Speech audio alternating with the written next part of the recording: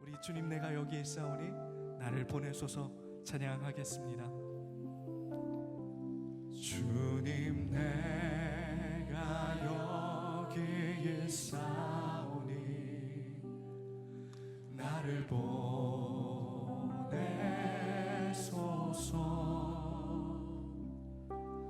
나의 맘 나의 몸 주께 드리오니 주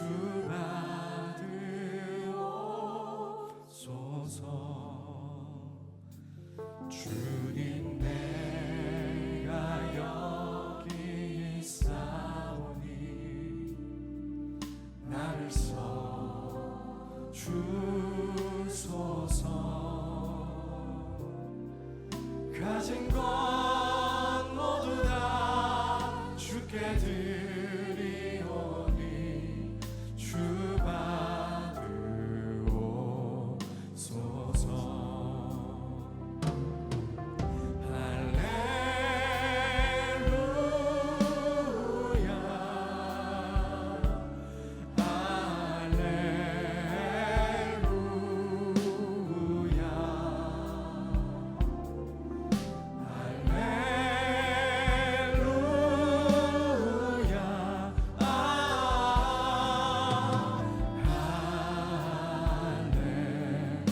주님 내가 여기 있사오니 주님 내가 여기 있사오니 나를 보내소서. 나의 맘 나의 몸 주께 드리오니 주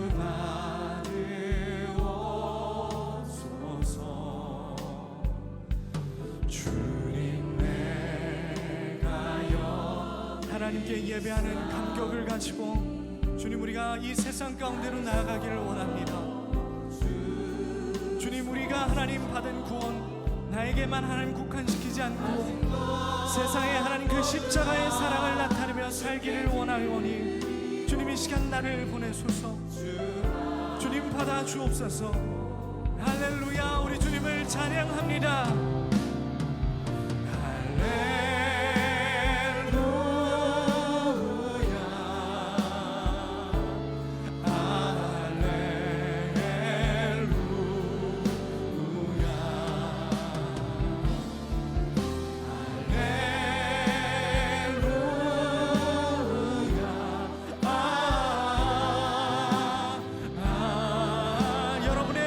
받으시는 그 주님을 찬양합니다. 찬양받기 합당하신 주님 할렐루야.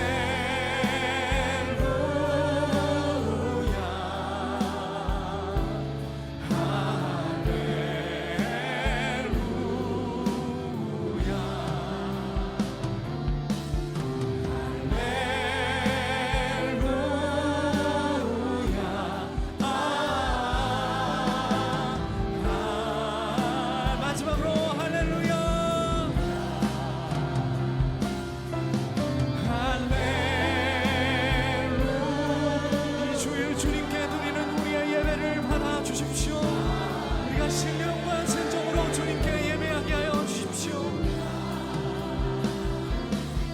우리의 마음을 모아 주님 앞에 나갑니다.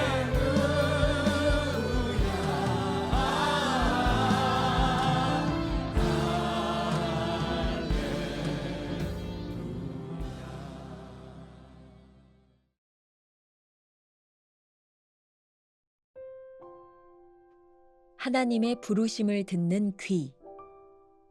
내가 누구를 보내며 누가 우리를 위해 갈꼬 하시니 그때에 내가 이르되 내가 여기 있나이다. 나를 보내소서. 이사야 6장 8절. 하나님께서는 이사야를 직접 부르지 않으셨습니다. 오히려 이사야가 하나님의 음성을 들었습니다. 누가 우리를 위해 갈꼬, 하나님의 부르심은 어떤 특정한 사람이 아니라 모든 사람들을 위한 것입니다. 내가 하나님의 부르심을 듣거나 못 듣는 것은 내 귀의 상태에 달린 것입니다. 무엇을 듣게 될지는 자신의 성향에 좌우됩니다. 청함을 받은 자는 많되 택함을 입은 자는 적으니라. 오직 소수의 사람만이 택함받는 자임을 입증합니다. 택함받은 자는 다름 아닌 예수 그리스도를 통해 하나님과의 관계 속에 들어가 그들의 성향이 바뀌고 귀가 열리며 언제나 들려오는 아주 조용하고 작은 소리인 누가 우리를 위하여 갈꼬 라는 주의 음성을 들은 자들입니다. 하나님께서는 한 사람을 따로 불러내어 너 지금 가라고 말씀하지 않으십니다. 하나님은 이사야에게 어떤 강압적인 요구를 하지 않으셨습니다.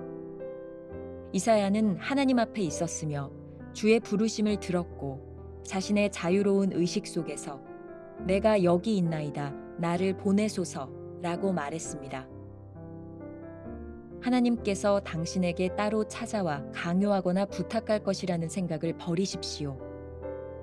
주께서 제자들을 부르실 때도 그들이 거부할 수 없도록 강요하신 적이 없습니다. 나를 따라오라는 조용하지만 적극적인 주의 음성은 오직 매 순간 깨어있는 영혼에게만 들렸던 음성입니다. 우리가 성령을 통해 하나님을 가까이 뵙는다면 우리도 이사야가 들었던 아주 작은 하나님의 음성을 듣게 될 것입니다.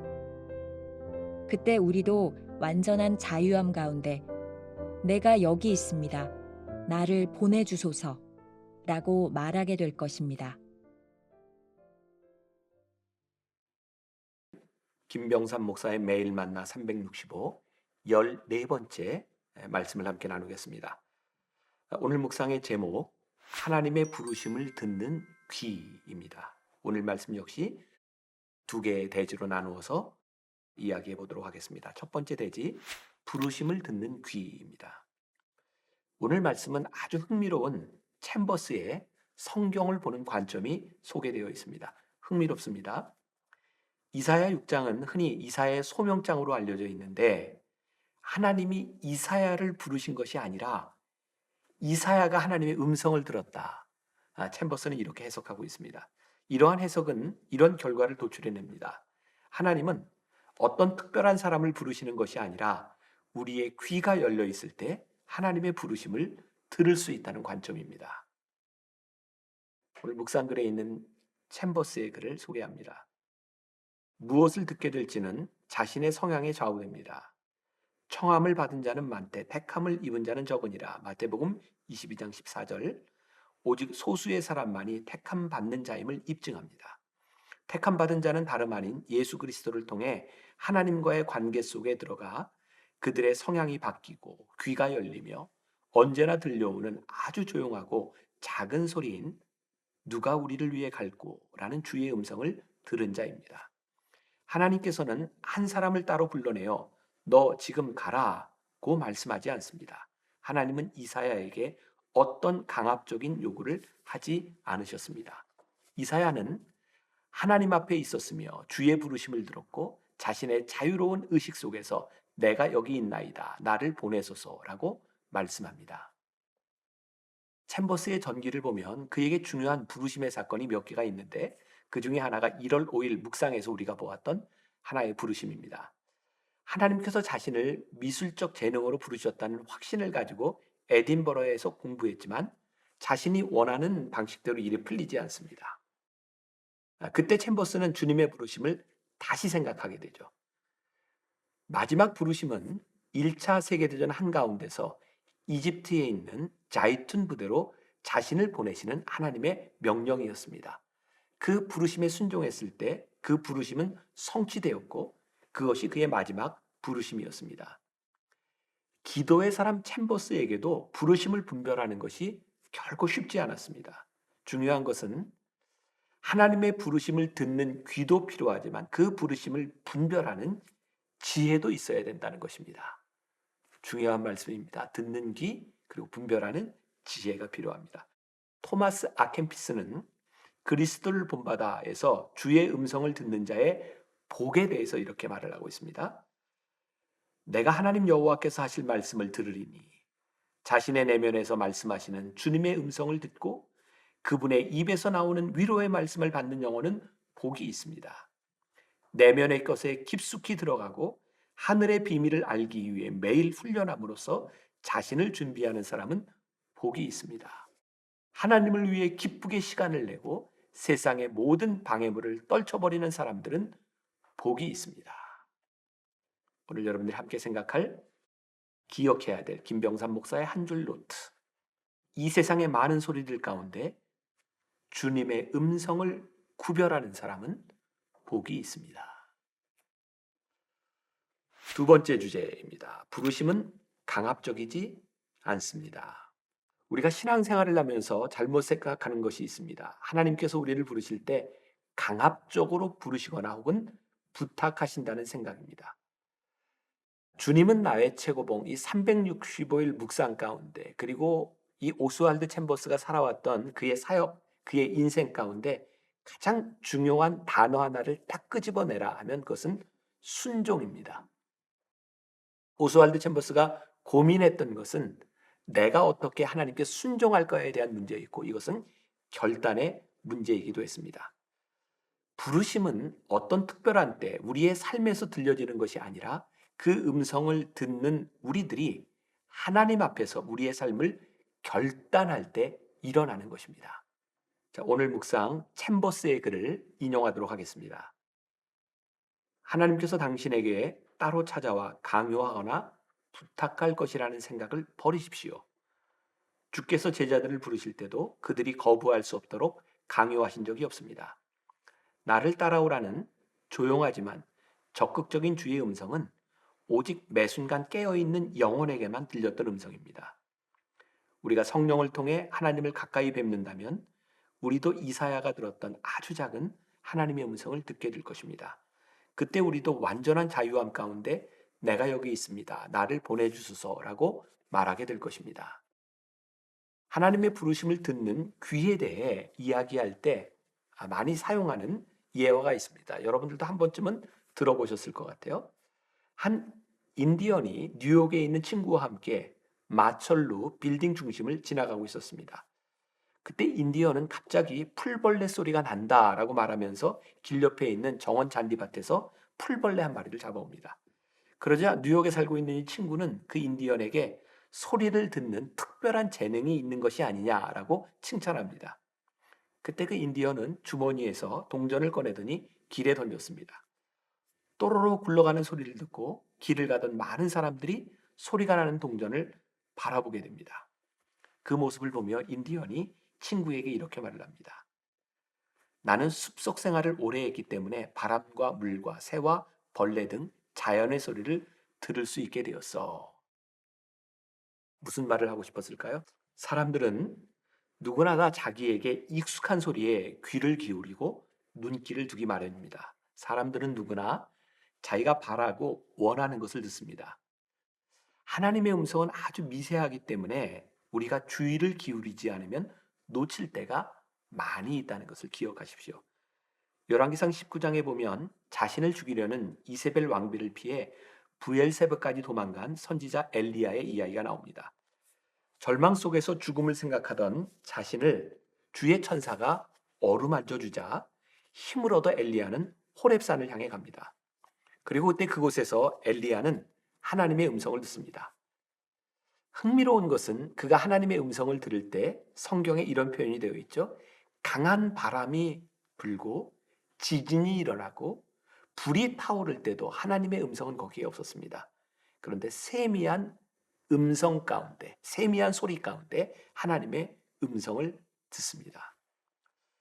더 이상 갈 바를 알지 못할 때 하나님이 엘리야에게 강압적으로 무언가를 행하신 것이 아니라 엘리야가 먼저 하나님을 찾아갔고 그리고 그 호렙산에서 세미한 소리를 듣습니다. 그리고 그 소리에 반응하고 결심하고 굴 밖으로 나오는 엘리야에게 새로운 사명이 생기고 그리고 새로운 부르심이 그를 기다리고 있었습니다. 우리가 기억해야 될 김병삼 목사의 한 줄 노트. 하나님을 찾는 자가 하나님의 세미한 음성을 듣습니다. 이제 오늘 이런 묵상을 가지고 하루를 지나보면 어떨까요? 매일 묵상 질문입니다. 우리는 어떤 방식으로 말씀하시는 하나님의 음성에 익숙해져 있나요? 우리가 어떻게 하면 하나님의 음성을 들을 수 있는지 생각해 보면 좋을 것 같습니다. 짧은 기도로 오늘 묵상을 마무리하겠습니다. 오 하나님, 제게 열린 길을 주시어 더 높은 소명으로 부르시는 주님의 음성을 듣게 하소서. 저는 너무나 자주 주님의 소리에 귀먹어 있었습니다. 이제 제가 여기 있나이다. 저를 보내소서라고 대답할 용기를 주소서.